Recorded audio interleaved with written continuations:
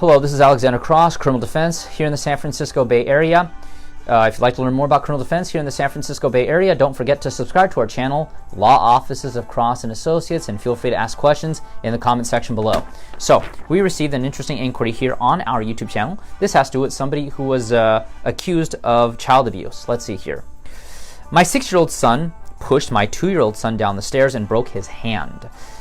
I hit the older boy with a belt, and when the paramedics arrived, my wife asked for assistance for the 6-year-old, and they saw that he had belt marks on his back, and I was arrested. Yes. Let me explain. Here in the state of California, corporal punishment can be done only with an open hand. That's it, period. You can't use a belt, you can't use a shoe, you can't do that. I understand that the 6-year-old did something that maybe, he didn't have horrific intent, but had a horrific result. He's 6. And you can punish him. Corporal punishment is legal here in the state of California, but you can't use any physical objects. I can't whack a kid with a hat or a belt or anything. Times have changed. This isn't the early 1980s. That was a different era. Nowadays, open hand.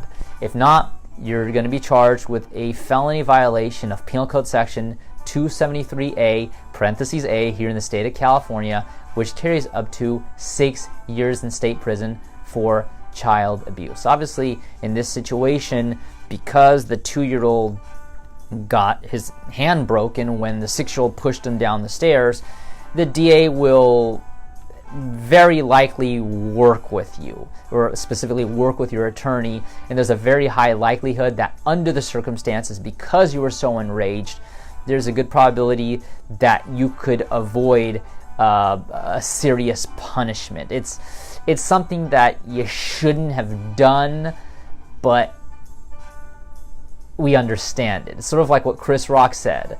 I know he shouldn't have done blank, but I understand. Yeah, it's one of those, it's one of those gray things where, yeah, you did break the law, you probably had a good reason to do it, you just shouldn't have done it. It's one of those things.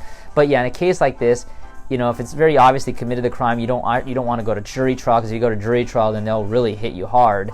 But you can definitely cut a deal with the DA's office to avoid serious punishment, and quite frankly, based on the fact that he broke the 2-year-old's hand, you could probably avoid jail time altogether. Regardless, if you'd like to learn more about criminal defense here in the San Francisco Bay Area, don't forget to subscribe to our channel, Law Offices of Cross and Associates, and feel free to ask questions in the comment section below so that we may respond in the future with more videos for you.